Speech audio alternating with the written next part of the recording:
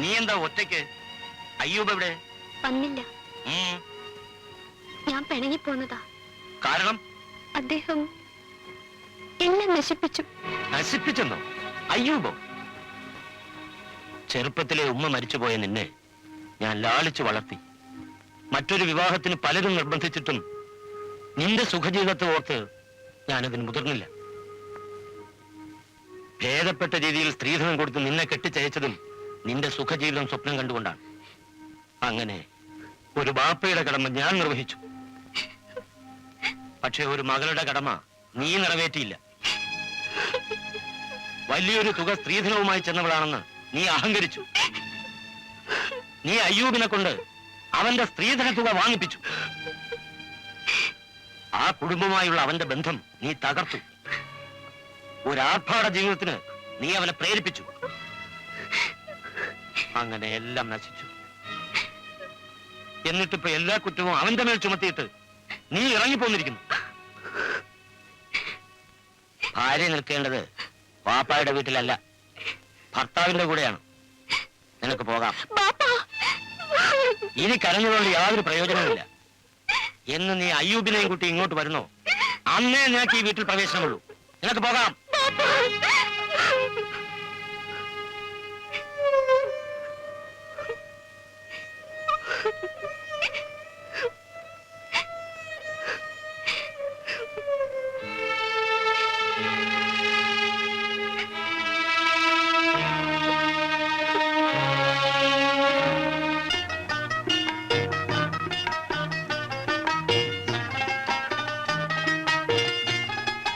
അല്ല ഇതാര്?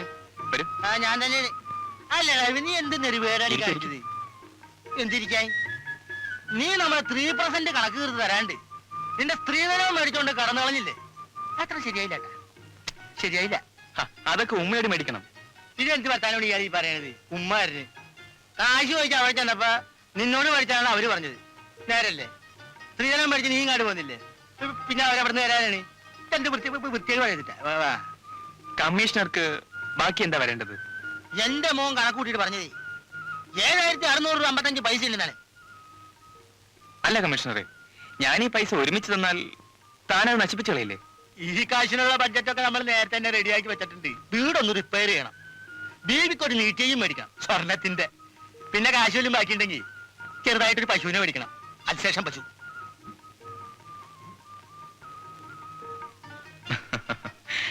അപ്പോ 7600 രൂപയല്ലേ കമ്മീഷണർക്ക് ബാക്കി വരേണ്ടത്? 8000-ന് 400 കുറവ്. കണക്ക് കറക്റ്റാണ്, സമ്മതിച്ചിരിക്കണ്. അപ്പൊ നാളെ രാവിലെ ബാങ്ക് തുറന്നാലുടൻ മാറത്തക്ക വണ്ണം ഞാൻ 8000-ന് ഒരു ചെക്ക് തരാം. പക്ഷെ ഒരു കാര്യം, ചെക്കിൽ ബാക്കിയുള്ള 400 രൂപ കമ്മീഷണർ ഇപ്പൊ എനിക്ക് തരണം.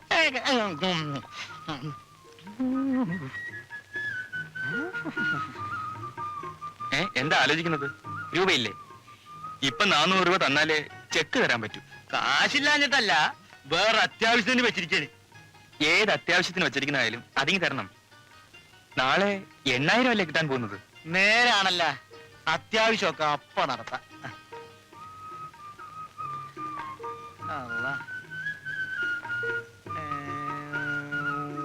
1 2 3 4 അത് വേണ്ട. 1 2 3 4. അല്ല, നാളെ ചെക്കപ്പ മാറാ. നാളെ രാവിലെ കൃത്യം 10 മണിക്ക്. അതെ.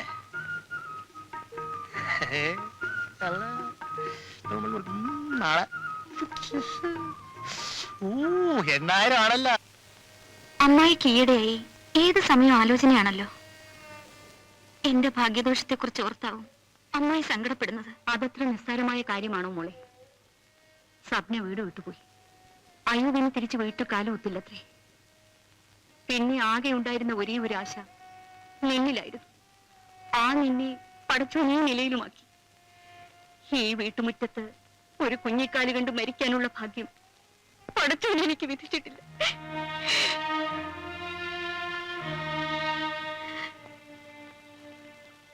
നീ എന്തിനാ കരയുന്നത്? കരയാൻ വിധിച്ചവർക്ക് ചിരിക്കാനാവൂ? ഷമീറിന് നേരിട്ട ദുർവിധിയെ കുറിച്ച് ഓർക്കുമ്പോൾ എങ്ങനെ കരയാതിരിക്കും? ഞാനും അതേ ആലോചിച്ചുകൊണ്ടാ ഇങ്ങോട്ട് വന്നത്. നൂർജഹാൻ മനസ്സ് വെച്ചാൽ ഇതിനൊക്കെ ഒരു പരിഹാരം കാണാനാവും. നീ നിർബന്ധിച്ചു പറഞ്ഞാൽ ഷമീർ ഒരുപക്ഷെ രണ്ടാം വിവാഹത്തിന് സമ്മതിച്ചേക്കും.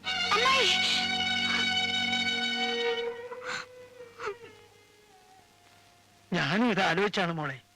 ഇങ്ങനെയല്ലാതെ ഈ കുടുംബത്തെ രക്ഷിക്കാൻ വേറൊരു മാർഗം ഞാനും കാണുന്നില്ല മോളെ. പെങ്ങളുടെ മോനെ കൊണ്ട് കെട്ടിച്ച് കുടുംബം നശിപ്പിച്ചവനെന്ന പേര് ദോഷം നാളെ ആരും മാമയുടെ പേര് ചുമത്തരുത് മോളെ.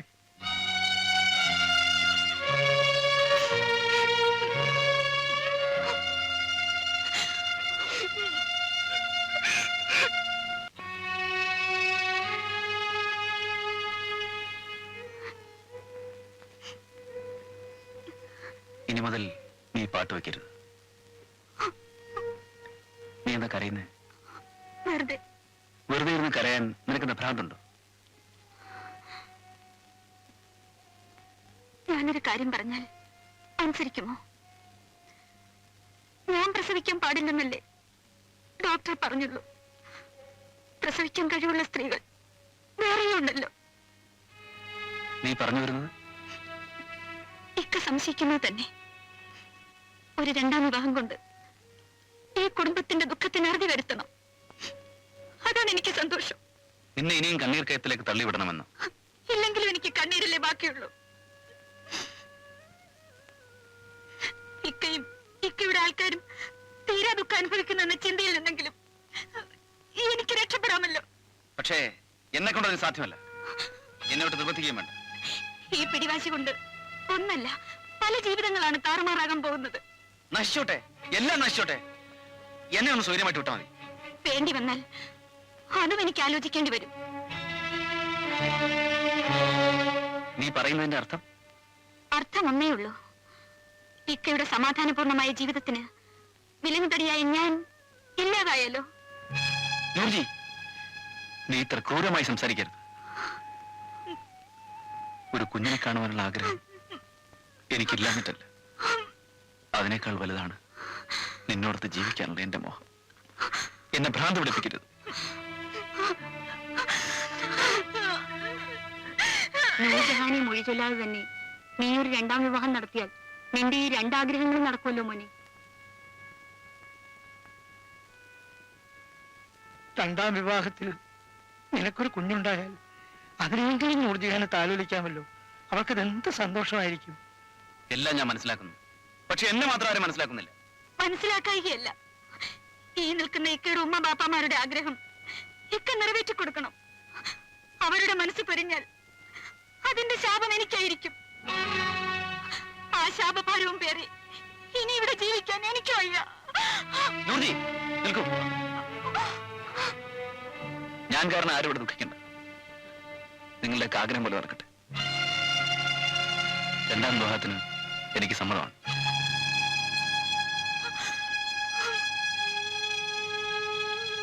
പണ്ട് മുതൽക്കേ ഇവളെ ഷമീറിനെ കൊണ്ട് കെട്ടിക്കണം എന്നായിരുന്നു എന്റെ ആശ.